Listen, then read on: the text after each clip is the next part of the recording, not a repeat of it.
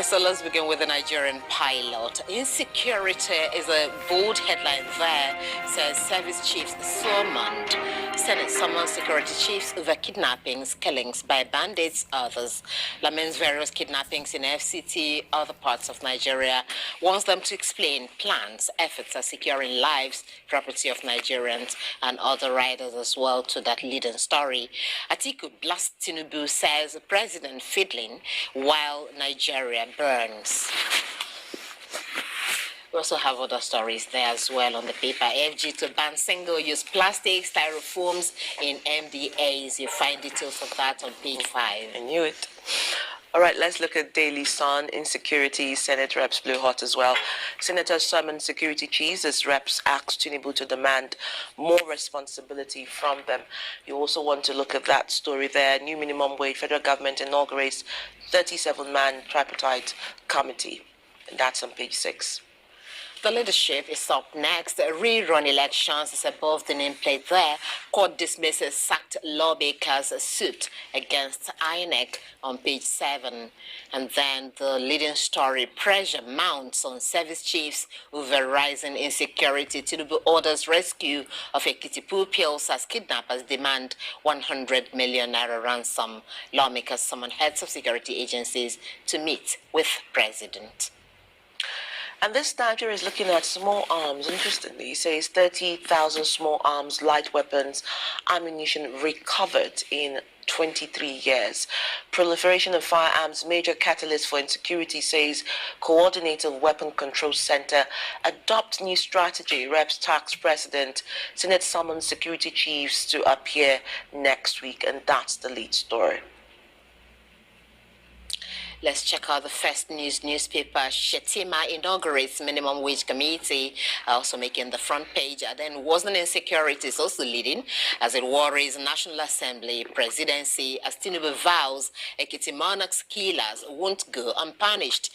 Others rescue, or rather, orders rescue of kidnapped school children. And the Nigerian News Direct is looking at, well, we have two frontmen pictures there, one of the president and one of the presidential candidate for the PDP, Atiku Abubakar. But it says kidnapping, killings increase, call for state policing heightens. Tinubu Oyebanji condemn killings or the rescue of kidnapped victims.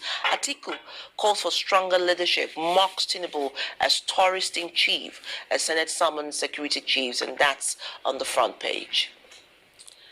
All right, the Standard Times is up next. Is saying insecurity after killing of monarchs, gunmen abduct school pupils in Ekiti. Sad one there.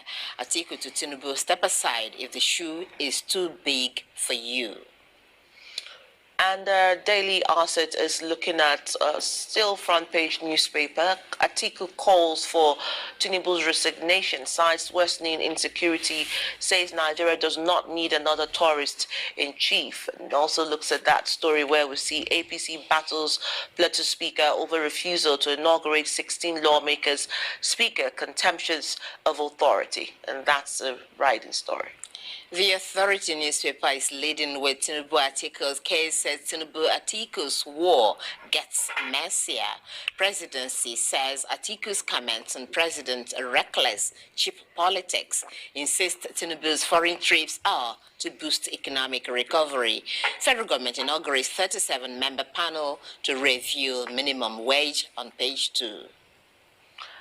And the Nigerian Express was, let's go to Edo for a bit of a moment. Edo Guba, Philip Schreiber, Igodalo, Obasaki's anointed aspirant, 8 others cleared for PDP primaries. You also want to see abduction epidemic as the lead there. Minister 6, justice for slain traditional rulers, kidnapped Ekiti school children. Over 17,000 Nigerians abducted under Buhari Tinubu, report says. You also see that story from EFCC front page. The Daily Trust, 20 years after 26 states fail to implement new pension scheme. Federal government, private sector employees benefiting. Experts urge governments to enroll workers. Pension fund assets hit 17 trillion naira. Abductors place 100 million naira on Ekiti pupils. For others, President condemns killing of monarchs, tasks security operatives on rescue. Well, let's see Blueprint, and they're printing this morning on be tough on decisions over insecurity. Abbas tells Tinubu, and that's the lead. Senate summons service chiefs again, meets president next week. Troops rescue 20 kidnapped victims, kill 2 bandits in Zamfara. Reps probe Plateau killing, 6 civilian JTF. You also want to see that story on where you would find CBN pays off $136.73 million verified claims of airlines. Okay, let's check out the Nigerian Tribune. Okay, outrage over killing in Ekiti. Monarchs kidnap of full pills. Abductors demand 10 million naira each for victims. Tinubu, Olubado, Southwest speakers, Fayemi, Igboho, Gani Adams, others react as reps call for rescue of abducted students and other riders. There you can check out pages 11, runs through page 29 as well. PDP clears Shaibu, Igodalo, 8 other aspirants for Edo Guba primaries on page 29. Now let's look at The Guardian. This time we talk about what's happening in Mali, Niger, and Burkina Faso. That's what that graph represents with the president as chief of ECOWAS there. But lead there says bandits, smugglers, rain, and sanctions hardship ground communities. And this talking about 7 states on Niger borderline. And that's on page 6. Another story there is Nigeria ranks 145 on Graft Index, scores 25 out of 100 points on page 3. Abbas, insecurity threatening Nigeria's peace and stability. Reps to convene National Security Summit as Senate meets service chiefs next week. Set aside, or rather step aside if you can't handle insecurity. Atiku, that's how the New Telegraph is leading this morning.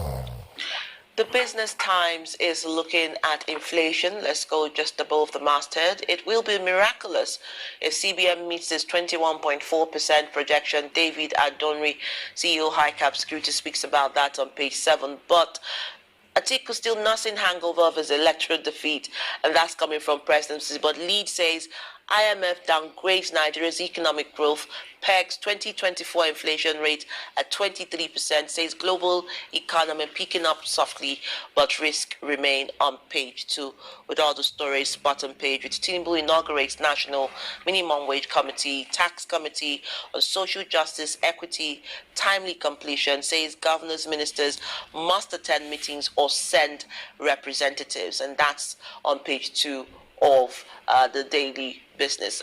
Let's come to Dr. Wajere now. Let's begin with the Senate blowing hot, and that's where we see Nigerian pilot coming. Insecurity service chiefs summons, Senate summons security chiefs over kidnappings, killings by bandits. We've seen what happened with the students in Ekiti, the 2 monarchs that were killed, and several other kidnappings. I mean, blowing hot. Someone would say, isn't it about time? Yes. Now, if you look at all the newspapers today, they all lead with virtually the issue of insecurity, which means that the media is trying to set an agenda, making us believe that what we should be thinking and thinking about at this present is the issue of insecurity. But the issue of insecurity virtually affects every sector, and everybody should be concerned, including the National Assembly.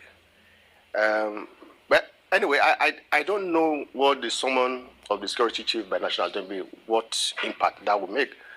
But nevertheless, I think it is good that everybody continue to put pressure on the security agencies and even the president, the chief executive officer of Nigeria, to make sure that we do the right thing as quickly as possible. Because the issue of insecurity is affecting everybody, And there's something we are also not thinking about, which very soon, might likely hit us very hard. The issue of food insecurity is a very serious problem. Now, because of kidnapping, because of banditry, because of terrorism, virtually in many parts of the northern part of the country, people can't go to farm. People can't, engage in a legitimate farming business now. And I'm sure that in the next few months, we'll now start seeing the effect of that. And once that happens, when people can no longer feed, almost on a daily basis, then we can imagine the implication of that. So I agree with the advice coming from different angles that the president should double his effort. He should sit down and think outside the box, not the same narrative that we all witnessed during the 8 years of former President Muhammadu Buhari regime. We should think outside the box. Let's see if we can be more strategic in planning, in dealing with the issue of insecurity. Like somebody said, the issue of insecurity is not something you advertise on the pages of newspapers or radio or television. Something you can sit down with security chief, find out what is actually happening and design a process, design the strategies on how you can deal with the issues, rather than talking about it, advertising it the way they've been doing in the last few days. But it seems the president is thinking outside. He said the box, maybe outside the country. He's saying he wants to put economics first, and he's going to create investments for Nigeria outside the country. And you can see a lot of back and forth between the opposition and himself, calling him tourist in chief. I mean, is this the way to go? I mean, how do you begin to talk about building the economy when you have the issue of insecurity? Because if the whole idea of traveling outside the country is to attract investors, which investors, whether local or foreign investor, will come to a country where you have huge insecurity, that cannot guarantee their businesses. So I think we should do the first thing first, and the first thing we must do is tackling the issue of insecurity. It is very germane at this point. I'm sure you live in Abuja. If you go out in the night as from 8:30, you hardly see anybody on the street. 8:30, you hardly see anybody on the street. So they've also created fear, among the citizens, especially those who are residing in the Federal Capital Territory. Now, if we're experiencing that kind of fear in the Federal Capital Territory, where you have all the security architectures, you even have the Brigade of Guard, guarding the president of the Federal Capital Territory. Then what will you talk about? Maybe in Kaduna, Borno, Maiduguri, Southeast and South and other part of the country. So it tells us that Nigerians are no longer safe wherever they are living. So, and that fear is there. And like I keep on saying, the business of any government is to protect life and property. And once you can no longer do that, you have no business being government. So I think the president should sit down and see how we can manage these situations. It's challenging, but with proper planning, I'm sure we can tackle the issue.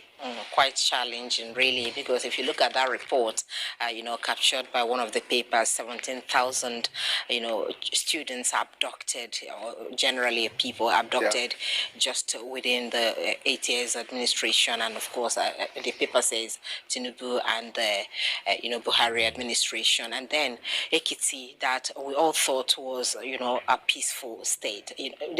The whole idea of why everybody should get involved, like P2B said yesterday, is the fact that it is no longer about the security agencies now, because the thing is going around everywhere. Why would a monarch, for instance, be killed after attending a security meeting? Really? And then they got killed by assailants who we still don't know who they are.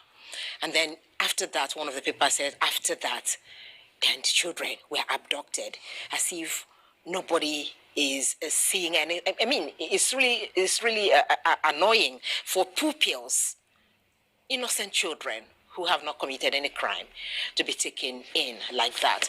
But my worry is the president has given marching order once again, and we saw a marching order given in the Plateau case after the 24th December killings, and then after that, a few weeks after, we saw another killing and all that. So, summoning service chiefs by the Senate, and then, giving marching orders. Is there something else, really, that can be done to ensure that, we get to the root of this matter?